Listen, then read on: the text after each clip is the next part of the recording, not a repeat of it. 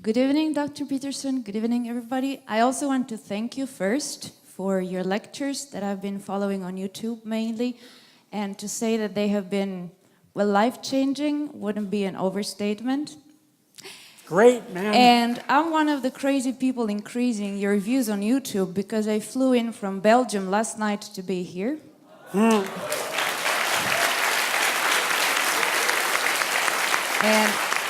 And it's like 3 a.m. for me right now. And English is not my first language, so bear with me.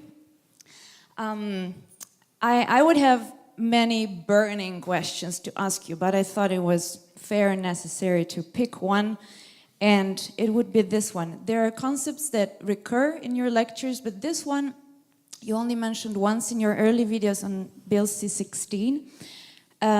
About self-esteem. You said you don't believe in the existence of self-esteem. That when you teach children they're all special, you think you boost their confidence, but the only result is that some get narcissistic.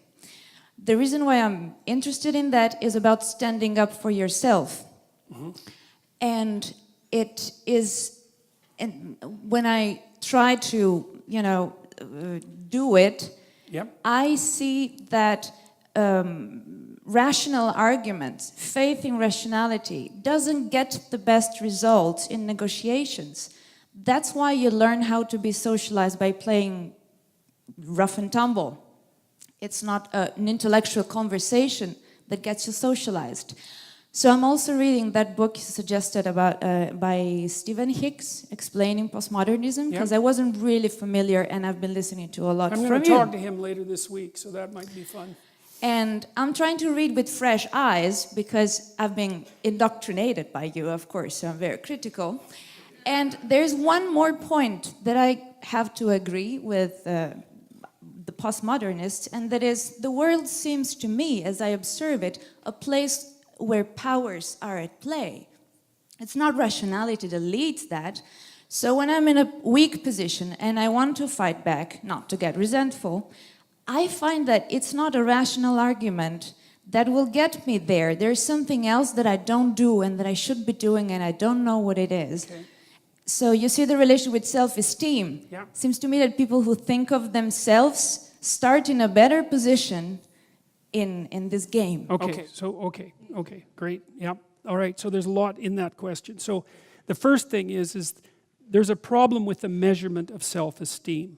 And that actually matters because self-esteem is a psychological concept, a scientific concept if you like, and you have to get the measurement right.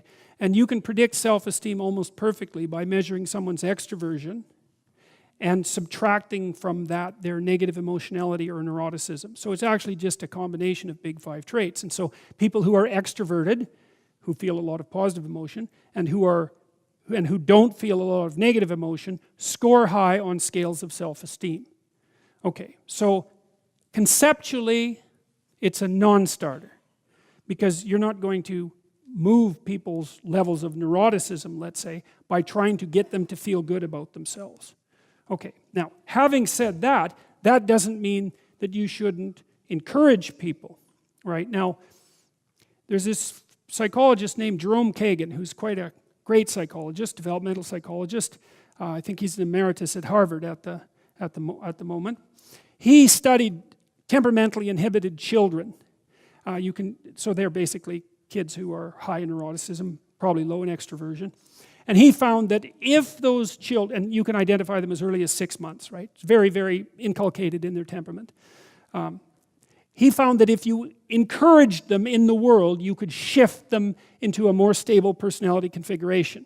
And what you basically did was, when they were manifesting signs of distress, instead of encouraging them to withdraw and retreat, which is what they might be attempting to do, you encourage them to go out and explore. So for example, if you have a temperamentally inhibited child and you go to a playground and there's kids out there, like if you have an extroverted, emotionally stable kid, 3 years old, as you put them on the ground, their feet are already moving, right? Like a puppy over water, and you let them go and they just run to the kids, and they're there, and then you have to drag them away. But if you have a temperamentally inhibited child, the child will sort of stand around your legs and sort of peek out, and then what you do is wait it out, let them watch, Encourage them to move a little bit forward. Encourage them to take their steps out into the unknown and the strange land. And don't let them withdraw. Like, you can do it. They're slower to warm up. They'll warm up. They'll habituate. And if you continually expose your inhibited child to the things that make them anxious in measured doses, then you can transform their psychophysiological temperament. Now, you're probably not going to shift them way the hell out onto the extroverted, emotionally stable end, but you can make a big difference. That's very different than making them feel good about themselves, which is such a... You need to curse. You need to curse when you discuss that concept, right? So it isn't improve their self-esteem. It isn't how you feel about yourself, right? It's how you act effectively in the world and how you're trained to do that.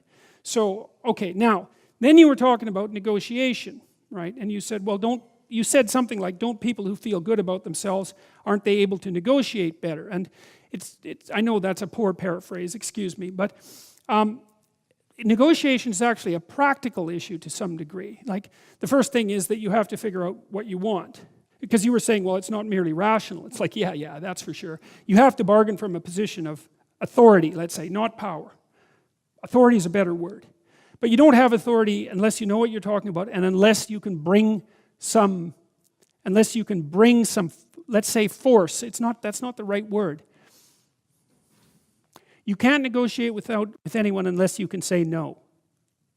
And you can't say no unless you've set yourself up with alternatives.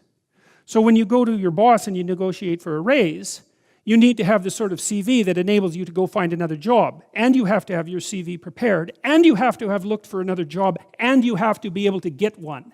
Because then you can go in there and say, I'm not as productive as I could be at my current level of remuneration. It's not reflective of what I'm able to do. And I want this, and this is what will happen. If you give me this will be the good things that will happen. And what do you think of that? And the person is going to know, even by the way that you hold yourself while you're having the discussion, whether or not you're someone with options. And you can't fake that. Well, you can, but it's not helpful. Like, it just doesn't work for very many iterations. You have to, it's not rational. You're preparing yourself for battle. That's what you're doing. And you can't be weak when you prepare yourself for battle. Because if the person says, no, I'm not giving you a raise, which is exactly what they should say, because what are they going to do? Just like sprinkle the money around? You need to be able to say, okay then, there will be consequences that you don't like. And that's what it means to say no to someone. No means, if you continue to push this, things will happen that you don't like. Now in that case, it'll be I'll depart and take my talents with me. And if they don't care, well then you're in the wrong business, or you don't have any talents to begin with, right? Which is, so in order to negotiate properly, and this is more difficult for people who are agreeable, for example, and because they tend to be more conflict averse, you have to put yourself in a position where you can push back as hard as you're going to be pushed on. And that means you have to open up your space of available options, because otherwise the person says no and that's it, you're done. Well, you'll lose then.